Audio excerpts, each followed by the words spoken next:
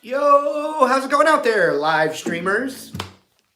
I'm hanging out in Nashville, Tennessee, and I'm here for a few more days, and I'm going to Fort Wayne, Indiana, to hang out at Sweetwater, and then I'm going back to San Diego where I live. But the Beatles just joined TikTok, and it made me think about honestly, genuinely polling you guys out there, and I see all your comments coming in.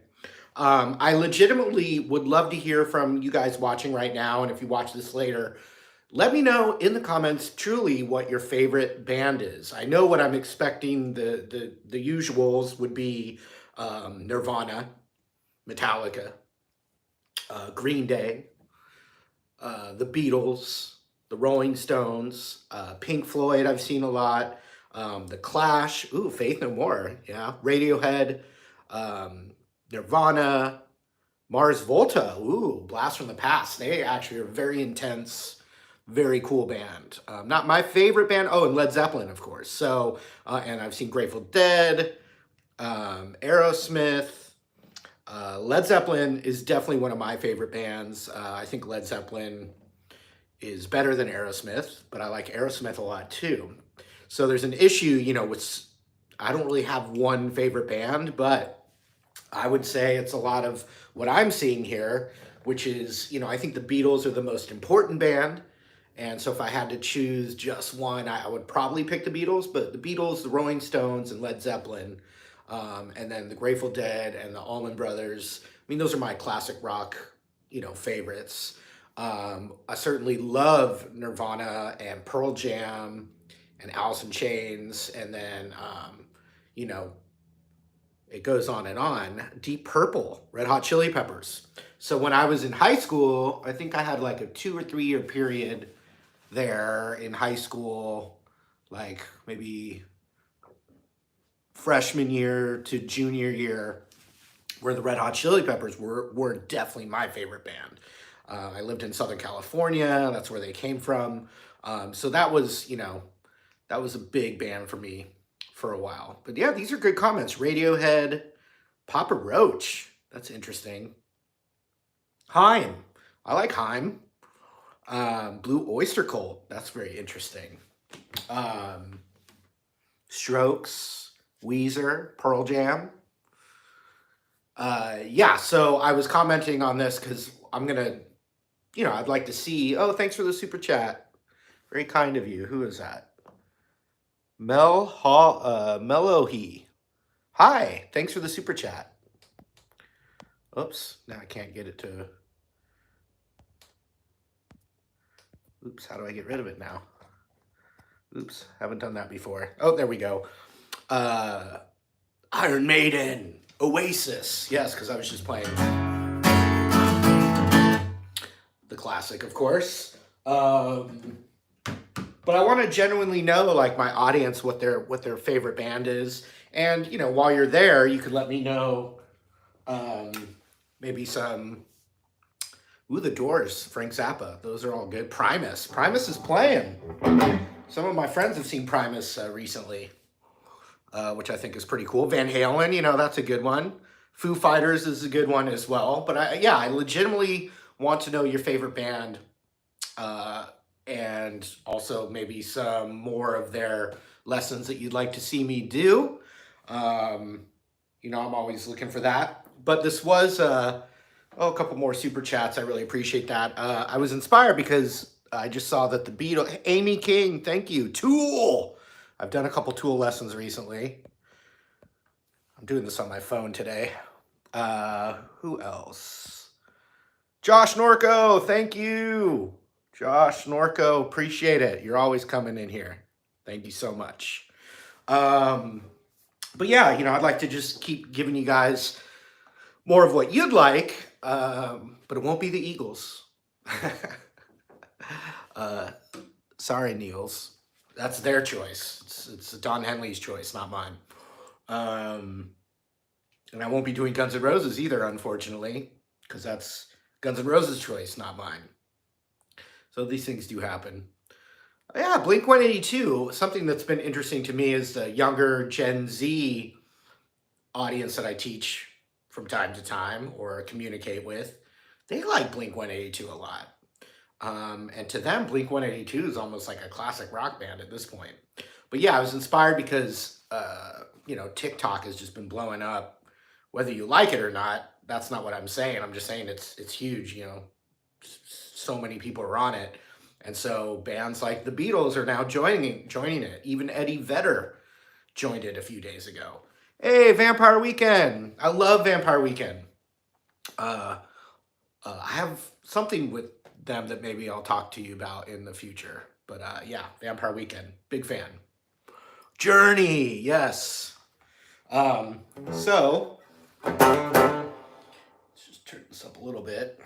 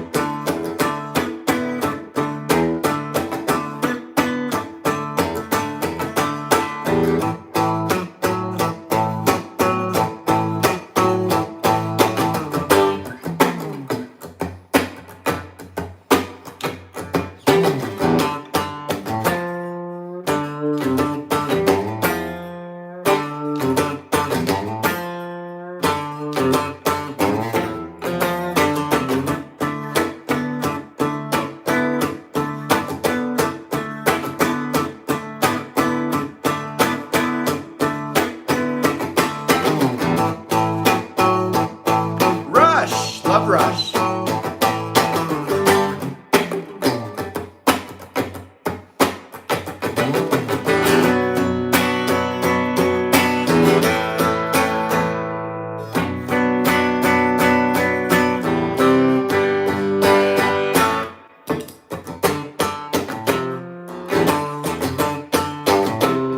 Smash Mouth. They had a bit of a rough gig couple weeks ago, and then the lead singer retired after that. Anyone catch that? Ooh, Widespread Panic. I've seen Widespread Panic in concert. That's like my era, Gen X. When I was first starting to learn guitar, I was super into the 90s jam bands like Blues Traveler and Fish and Widespread Panic. And the Spin Doctors were actually the first like commercially successful 90s jam band. And then the other bands kind of passed them by. And then really, Fish figured it out the right way by not trying to get on the radio and MTV and just pounding the pavement and, touring forever and building that audience up that they did, which was pretty amazing. Let's see, I have another super chat here. What do we got here? Joel Steen, Switchfoot is my favorite of all time, he says. A lesson on Dare You to Move would be magical. Yeah, that's a good call. Now, Switchfoot is from my neck of the woods, North County, San Diego. And I've met them a few times. Great local San Diego band that did San Diego proud. Not that. San Diego isn't really thought of as the big music scene, but Blink 182 is from San Diego as well. And Jason Mraz isn't from San Diego, but he got his music career started in San Diego as well. Funny enough, Barry White, I think, was a San Diego guy. And Ike Turner lived in San Diego as well, which is kind of interesting. Soundgarden, yes, love Soundgarden. Ozzy, Sabbath, yes. Yes.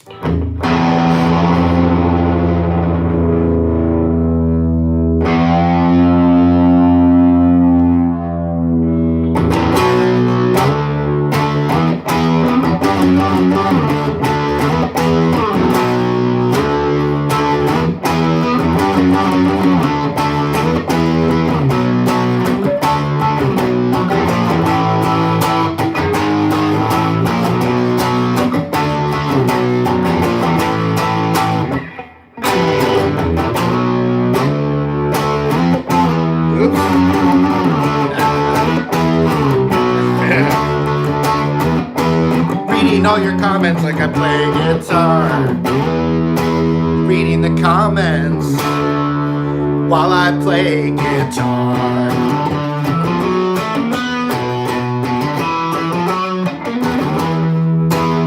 It's kind of hard to play guitar and read the comments.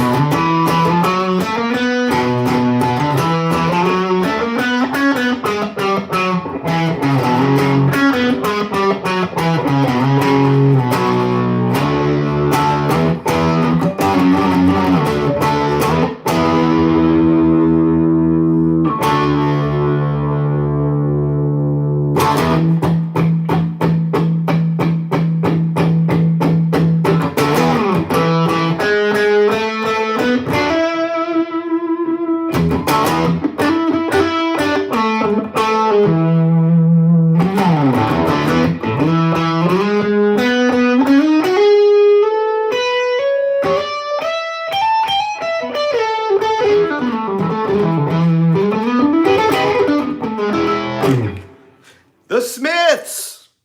That's one of my wife's favorite bands, is the Smiths. The Replacements, the Smiths, the Yardbirds. We got a lot of the blanks going on right now. Rush. Love Rush, yeah. I had a lot of fun doing Tom Sawyer recently. Oh yeah, let me point something out about Rush that you can use. And Morgan Freelancer. I like Rory Gallagher, but honestly, I haven't gotten enough into him to really know a lot of his stuff. Let me show you something though. This is just a little guitar tip here. You can do this any kind of rock you're doing. This is like the ultimate rock E power chord that Rush does. So it's the open E, and then that index finger on the second fret of the A. That index finger is also covering the second fret of the D. But what Rush does, and I've never did this chord until playing a Rush song, ring finger or pinky, I'm using my pinky, on the fourth fret of the G, which is the same as that B note, which is also this note, which is part of the E power chord. So, but you gotta adjust your hand a certain way so the open B and high E still ring out as well.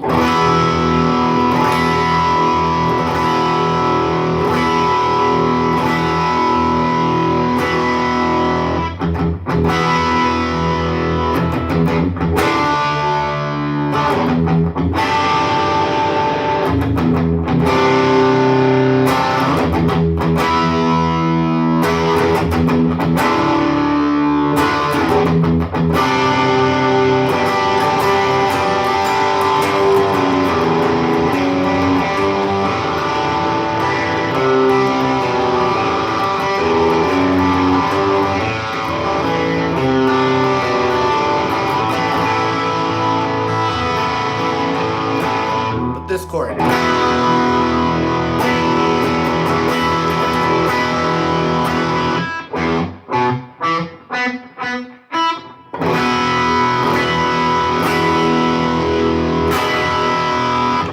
other bands use that chord as well, but I used to, the way I would always hear that, if I was just using my ear and had no other way, no visual reference, just hearing, I am very comfortable playing that chord where you take an E major chord, but then you just take your index finger and mute that G string.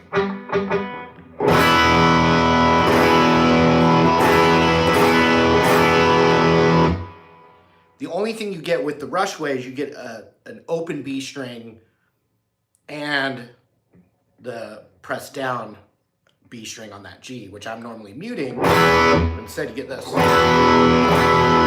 know, they're almost identical, but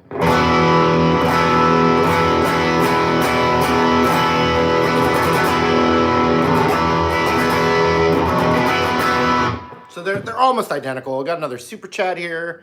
Cooper Ringo said he saw Primus on their Farewell to Kings tour, and that show made him love Rush and Primus. Oh, I remember that.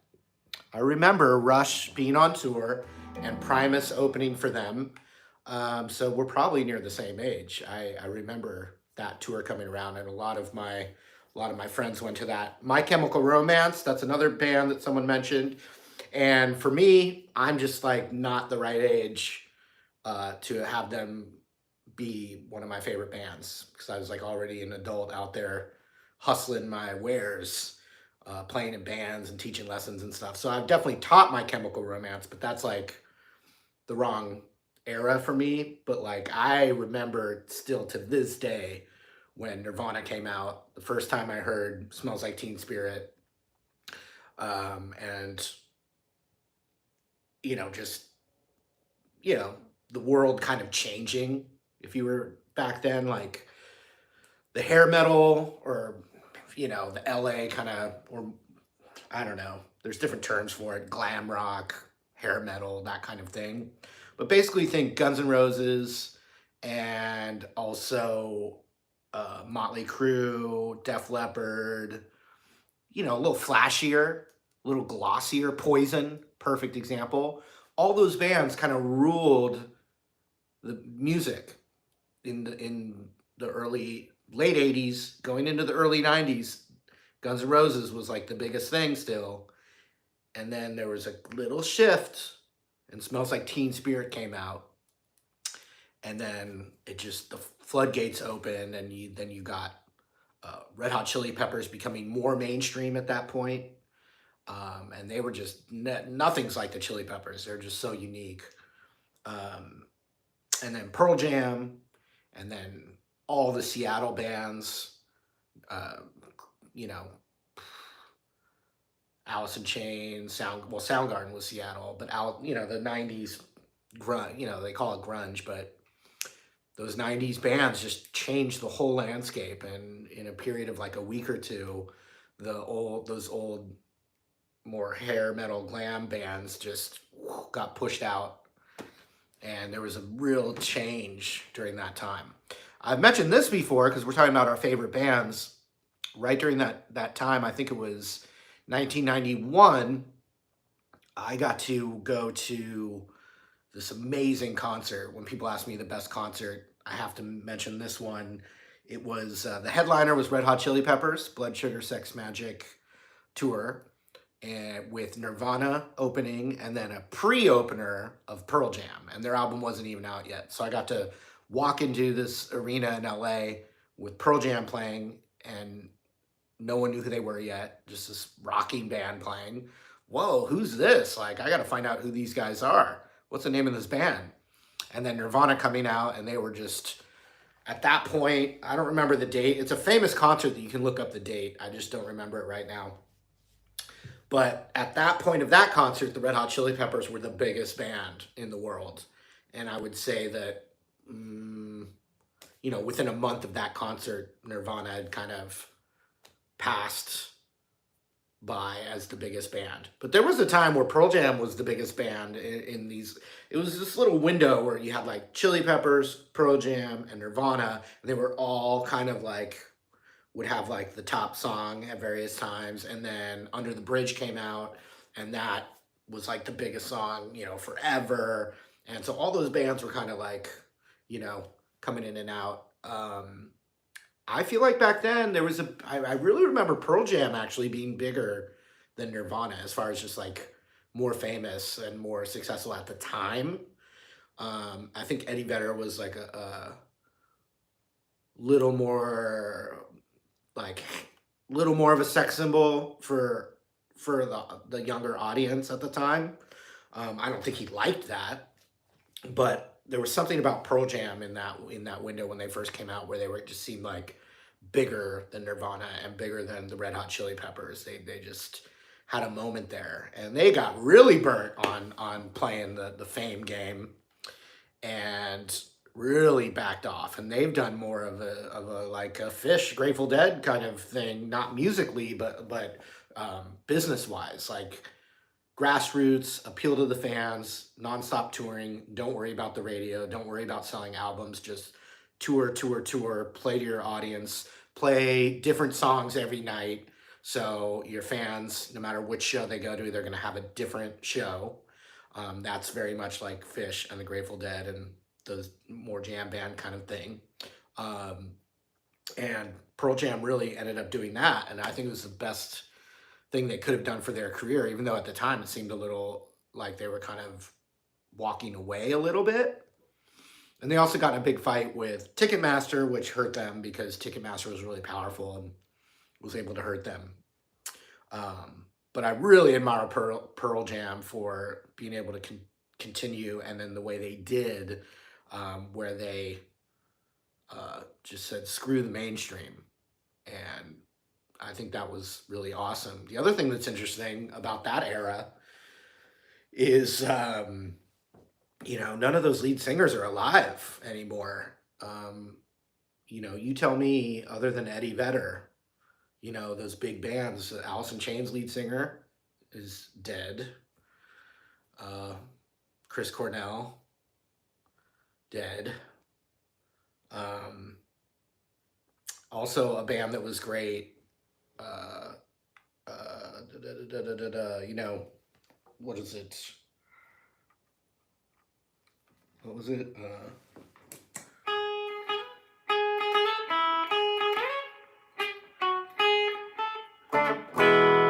Blind Melon.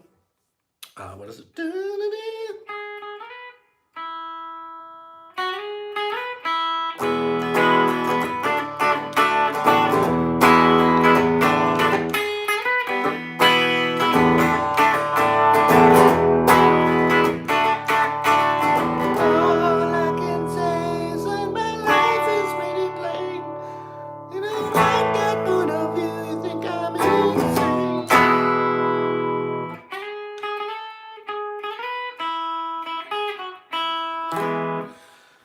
So Shannon Hoon from Blind Melon died.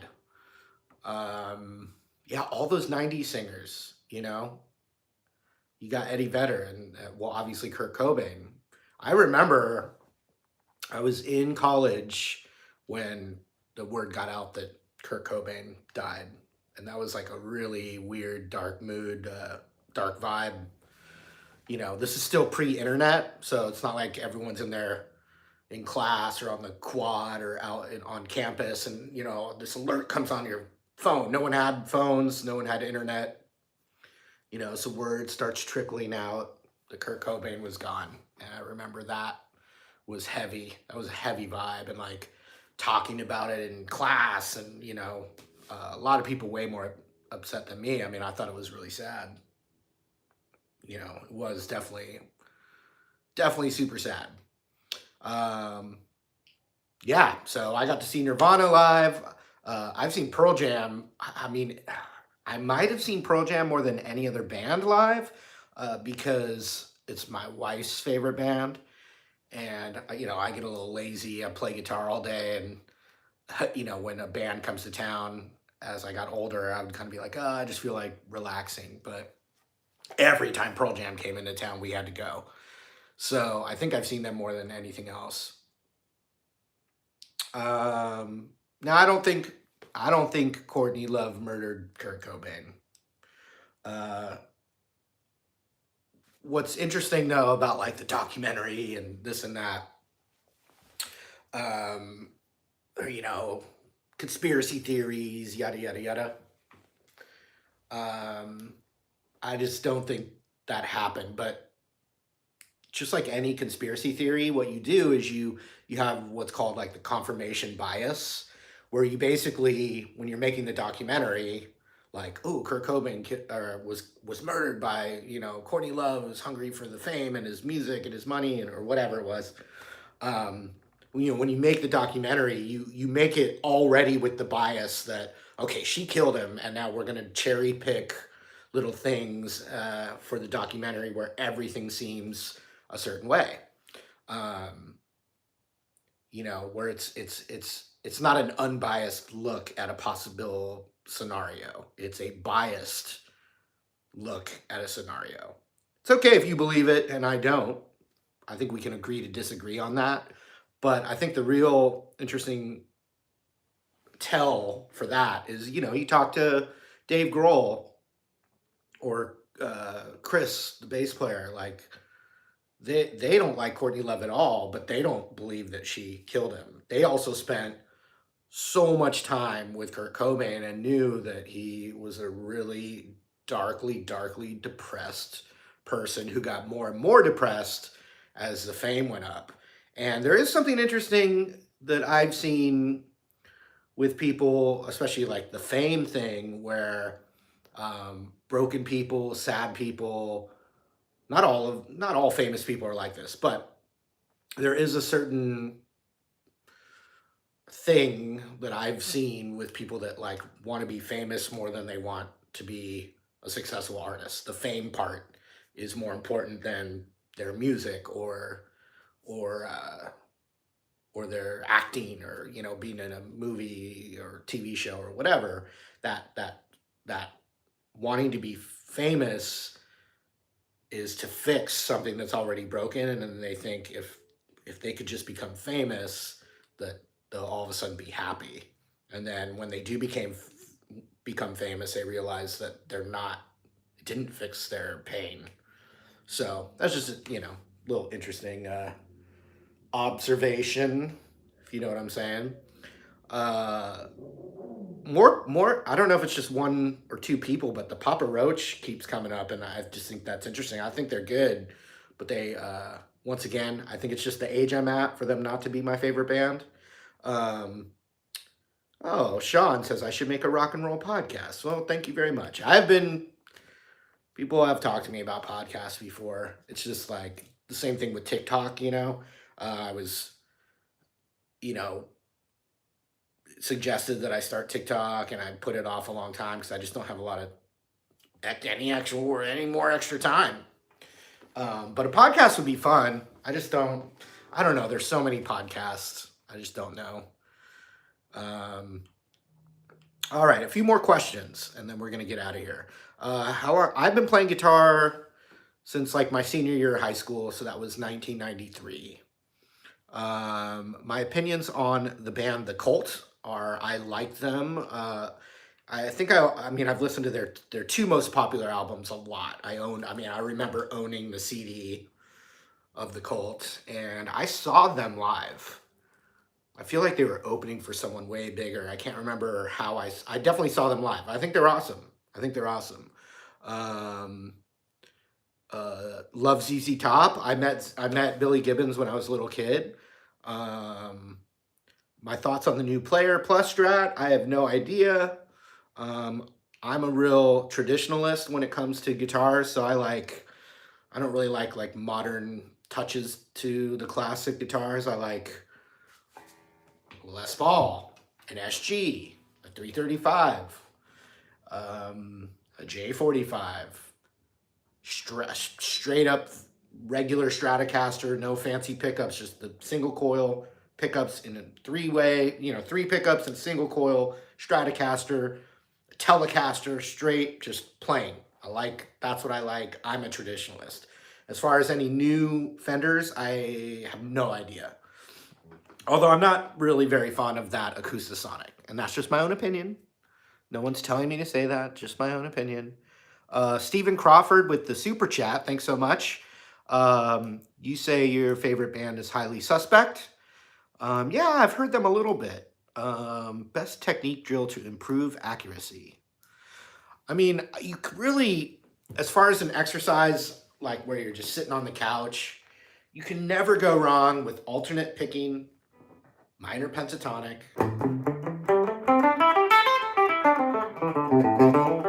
even, not plugged in, and then also the minor pentatonic extended run.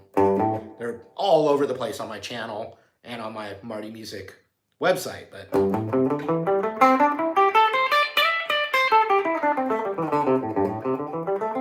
because it's so valuable musically, but then it's also works out all, your right and left hand technique. So it's useful and good for your technique.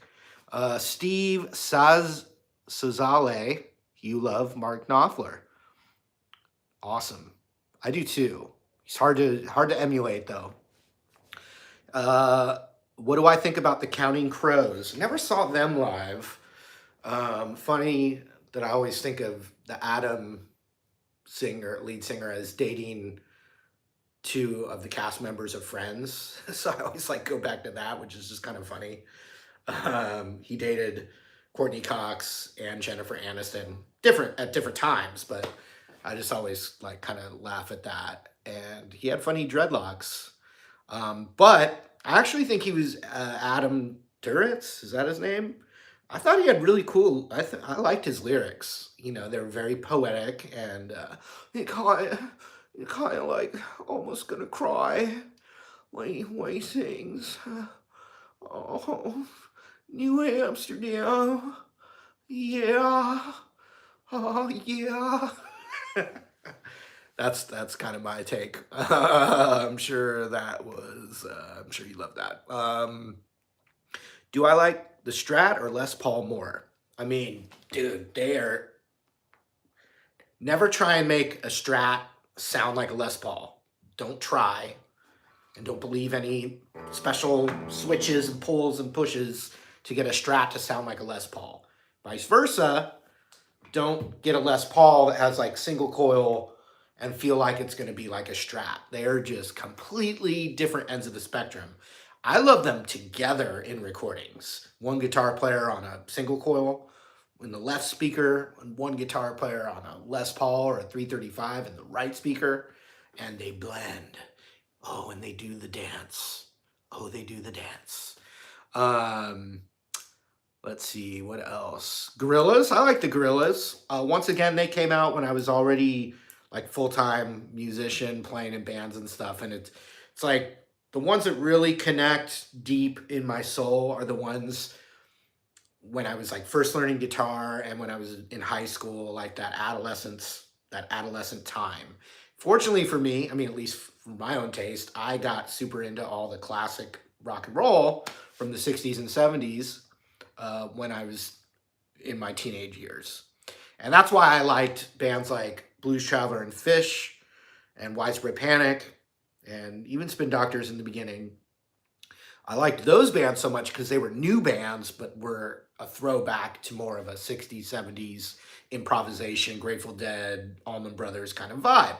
Um, and so that was like, oh, something new that connects to that old music I like.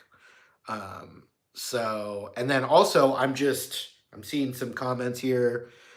Kiss fan. I am literally just like 2 years, 2 to 3 years too young for Kiss to have been my favorite band because when I went to music school and college, and let's say like my freshman year of college, the juniors and seniors in the music program, their favorite band that got them playing guitar was Kiss. Their ultimate, fandom. I was just a little too young at their mainstream peak to really have listened to them or anything. I just missed it by a little window. I appreciate their music and I like their classic songs, but as far as like that, like for me, like I saw Star Wars when I was like 3.5 years old, and that just melted my brain open.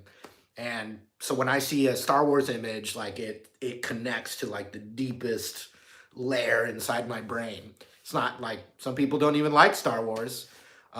Like a lot of the millennials I work with don't care for it as much.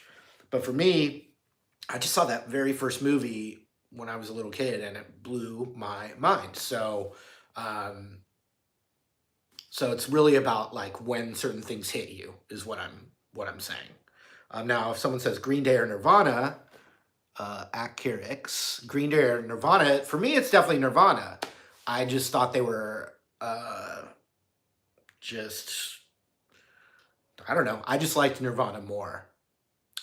When Green Day first hit it big with Dookie, I was like super deep into my music studies. So like at the time, Green Day was like, oh, it's just all power chords. It's too easy. It's too simple. It's boring.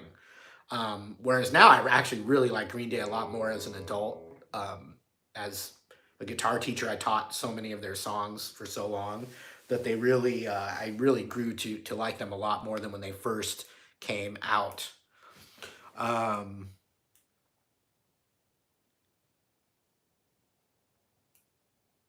yeah, John Doe hates Green Day. Whereas Kai, his favorite is Soundgarden. Yeah, I get it. I get it. I don't know the replacements that well. Sorry. So Keith says Kiss played in San Diego when he was in eighth grade. I assume maybe you mean you saw them. Um, it's just so dumb, these comments.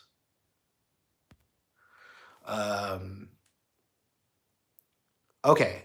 Abhinav Nikam says, Marty, Led Zeppelin or Pink Floyd? Led Zeppelin for me. I love Pink Floyd.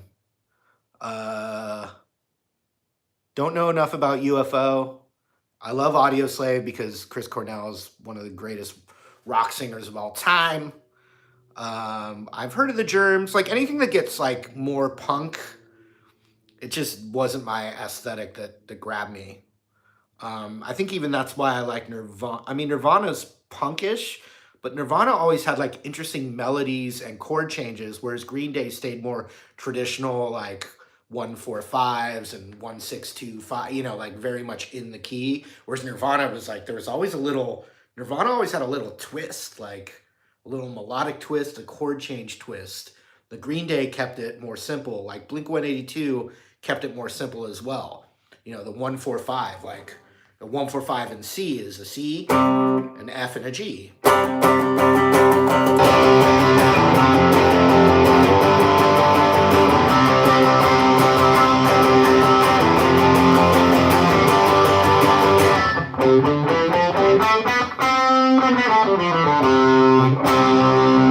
Right?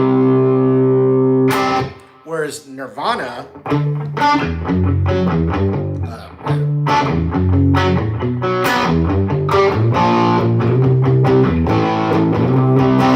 I mean that, and then even just, the most,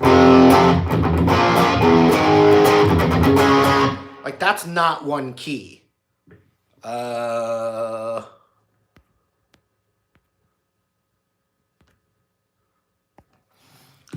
So,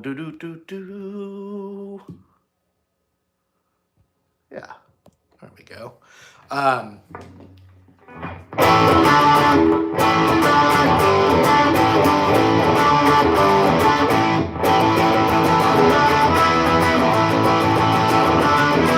That's all that 1-4-5 thing. Whereas even, like I said, Smells Like Teen Spirit, that's a 1-4, but then it goes up here. Another 1-4 in a different key. You guys are helping me, actually. Let's see. Thoughts on Blur? Don't really know them enough. Alice in Chains I really like. I saw Alice in Chains live. And then I also am just not friends with, but have know Jerry Cantrell a little bit. I think he has a daughter, maybe, that watched my lessons. No, I like Oasis, but I always thought of Oasis as just like not that famous of a band. And I used to play at this restaurant in San Juan Capistrano, and two of the servers at this restaurant were like die-hard Oasis fans, like #1 band. And I was like, oh, that's interesting. I didn't realize they were so big. And then he showed me that how big they truly are, especially in Europe. But it blew my mind. I didn't realize how popular Oasis was. I thought they were like a kind of a 3-hit wonder, when Wonderwall, 3-hit Wonderwall, 1-hit Wonderwall. So I was, I got schooled on that a bit. Someone said, shout out to Jason. Hey, Jason. Someone says Megadeth. I'm not a huge metal guy. I like Megadeth. I like Metallica. I like Iron Maiden. I like Black Sabbath. Pantera is cool. I'm just not a huge metal guy. It's just not what I lean towards. Just like we all have our things we like. But I do know, I'm going to name drop. I do know Dave Mustaine, and I've hung out with him a handful of times. Um, we Did we play guitar together a little bit? Yeah, Coldplay is a good example that reminds me of Oasis, where it's like they're really big here in the States, but like when you go to their place, it's like Iron Maiden in Brazil. Iron Maiden's like the metal Beatles of Brazil. There's these little places where they're bigger than anything you would imagine. 5 Seconds of Summer, way past my prime of appreciating music. So I think I've taught one or two of their things, but anyway, I don't know. Let's see. Doop boop boop boop. There we go. Wait.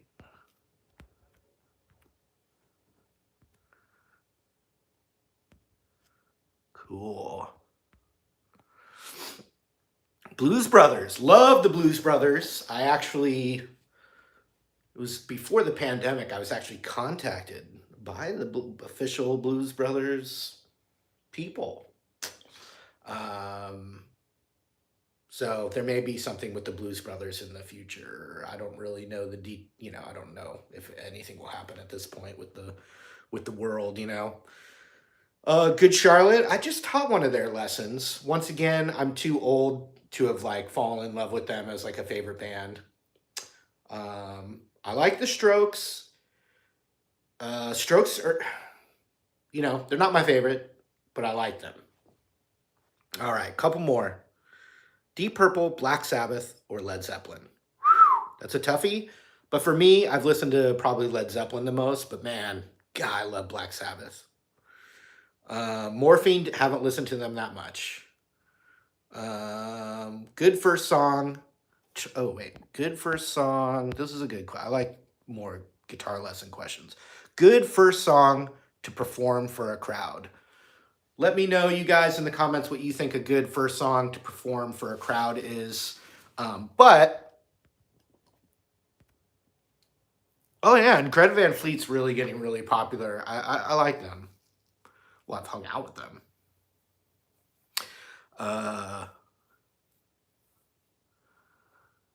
Wonderwall, Pixies, Testament, Lynyrd Skynyrd.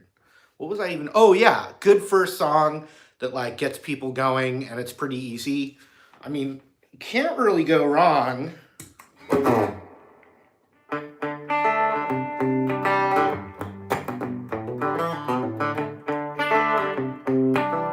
turn it up.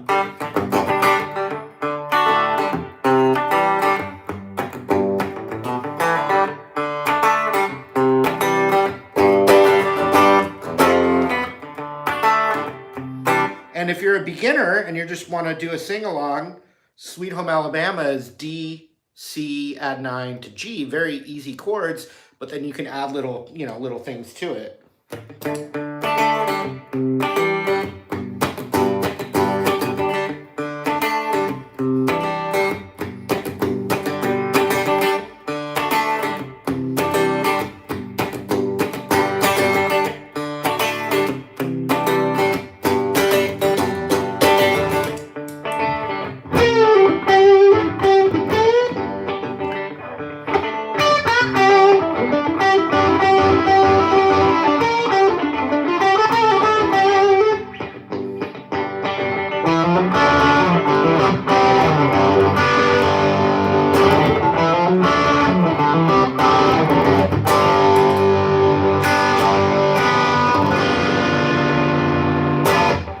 So that's always a good one. But anyway, I'm going to move on and get back to work. But keep the comments coming, you guys.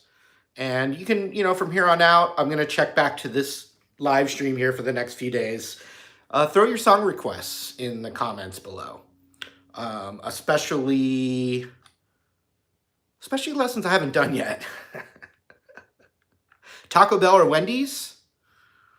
Man, legitimately try not to do either. but Taco Bell. Where's My Mind by the Pixies? I have a lesson for that. I have a lesson for that on Marty Music for sure. All right. Dolly Parton. Love Dolly Parton. All right, folks. Who would I love to jam with? Paul McCartney. Definitely Paul McCartney. I mean, there's others, but... and I love Jeff Buckley, yes. Wings, oh yeah. But yeah, Paul McCartney, I mean, he's got to be... Or Stevie Wonder. Paul McCartney or Stevie Wonder. And they're both still alive. I'm grateful for that. Yep, Pantera's great. Chet Atkins is amazing. All right. Well, thanks for hanging out with me, you guys. That's all I got for now, but we'll talk soon. Thank you. See you tomorrow.